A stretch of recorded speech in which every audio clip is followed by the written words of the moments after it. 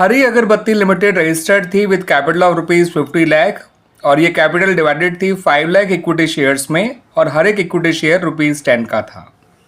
Company ने issue किए 1 lakh equity shares public को फॉर सब्सक्रिप्शन और कंपनी का जो इशू है वो फुली सब्सक्राइब्ड हो गया और कंपनी ने जो भी कॉल्स मांगी उसे सारी की सारी मिल भी गई। अब आपको इतनी इन्फॉर्मेशन के बेसिस पे बैलेंस शीट बनानी है of the company showing share capital. ठीक है बच्चों, अब ये कैसे बनाई जाएगी आइए देख लेते हैं। बच्चों, बैलेंस शीट में शेयर कैपिटल को शो करने से पहले आपको शेयर कैपिटल से रिलेटेड नोट्स टू अकाउंट बनाना है और ये नोट्स टू अकाउंट कुछ इस तरह से बनाया जाता है बच्चों, इसको समझ लीजिए। सबसे पहले आपको ये हेडिंग डालनी है नोट्स टू अकाउंट, उसके बाद आपको यहाँ पर डालना है नंबर 1, ठीक है, और लिखना है शेयर कैपिटल। फिर इस नोट्स टू अकाउंट में आपको 3 चीज़ें शो करनी है शेयर कैपिटल के नोट्स टू अकाउंट में। पहले ऑथराइज कैपिटल शो करना है, फिर इशूड कैपिटल शो करना है और फाइनली फिर आपको सब्सक्राइब कैपिटल शो करना है। ठीक है बच्चों, अब ऑथराइज कैपिटल में क्या शो करेंगे आपको बता रखा है क्वेश्चन में कि कंपनी की जो ऑथराइज कैपिटल है वो ₹50 लाख है और 5 लाख इक्विटी शेयर्स में वो डिवाइडेड है। तो यहाँ लिखेंगे आप बच्चों ऑथराइज कैपिटल में 5 लाख इक्विटी शेयर्स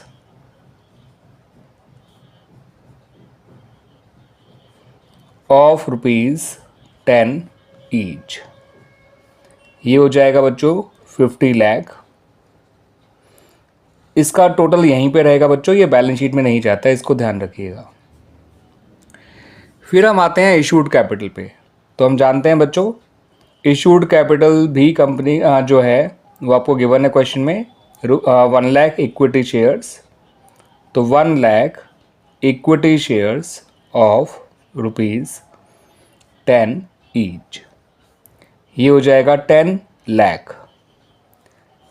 फिर क्या करना है बच्चों आपको, फिर आपको शो करना है सब्सक्राइब कैपिटल। याद रखिएगा इक्विटी शेयर कैपिटल भी बैलेंस शीट में नहीं जाया करती है, बैलेंस शीट में जाती है सब्सक्राइब कैपिटल। अब सब्सक्राइब कैपिटल वैसे तो होती है 2 तरह की, एक होती है सब्सक्राइब एंड फुली पेड और दूसरी होती है subscribe but not fully paid. Subscribe and fully paid होता है शेयर तब जब कंपनी ने उन शेयर्स पे सारा पैसा मांग भी लिया हो और वो सारा पैसा कंपनी को मिल भी गया हो। और subscribe but not fully paid share होता है 2 केसेस में, या तो कंपनी ने पूरा पैसा मांगा ही ना हो या फिर पूरा पैसा मांग तो लिया हो लेकिन कंपनी को मिला ना हो उन शेयर्स पे पूरा पैसा because of calls in arrears.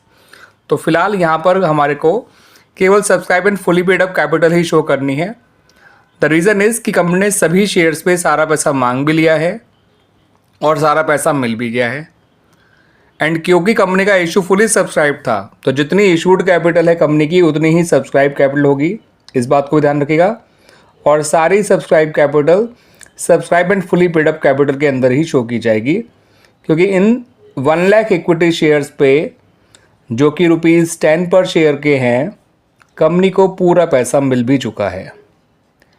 ₹10 lakh company को पूरा मिल चुका है, दैट्स वाई। और यही subscribe and fully paid up capital का जो टोटल है, ठीक है, वो बैलेंस शीट में शो किया जाता है। फिलहाल वो इशूड के बराबर है लेकिन वो इशूड के से कम भी हो सकता है, इसलिए मैं कहूँगा कि आप इस कन्फ्यूजन में मत रहिएगा कि ये वाला 10 लाख लिया गया है, ये वाला 10 लाख लिया गया है जो subscribe and fully paid up capital का टोटल आया है, यानी ये कह लीजिए सब्सक्राइब कैपिटल का टोटल आया है। ठीक है बच्चों, अब बैलेंस शीट कैसे शो की जाती है वो भी देख लीजिए। सबसे पहले आपको कंपनी का ऊपर नाम लिखना है, ठीक है, उसके बाद लिखना है बैलेंस शीट और ब्रैकेट में एक्सट्रैक्ट लिखना मत भूलिएगा क्योंकि आप कंप्लीट बैलेंस शीट नहीं बना रहे हैं। फिर आपको लिखना है पर्टिकुलर्स, नोट नंबर और अमाउंट, ये 3 कॉलम बनाने हैं। पहले वाले कॉलम में आपको लिखना है सबसे पहले इक्विटी एंड लायबिलिटीज़। ये बैलेंस शीट का लायबिलिटी वाला पार्ट होता है, उसको इक्विटी एंड लायबिलिटीज़ कहा जाता है। तो इक्विटी एंड लायबिलिटीज़, आप लायबिलिटीज़ नाम पूरा लिख लीजिएगा बच्चों। फिर इसके नीचे लिखना है आपको share holders fund.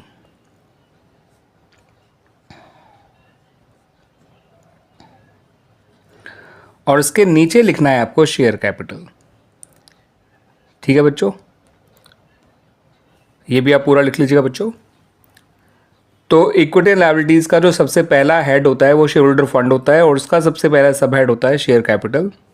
Share capital के सामने नोट नंबर 1 डालिए, और ये जो ₹10 लाख सब्सक्राइब कैपिटल का टोटल है उसको लिख दीजिए। ठीक है बच्चों, आपको बैलेंस शीट के एक्सट्रैक्ट में सिर्फ इतना ही शो करना है और कुछ नहीं शो करना। क्लियर बच्चों, आगे समझ में अच्छी तरह से आपको ये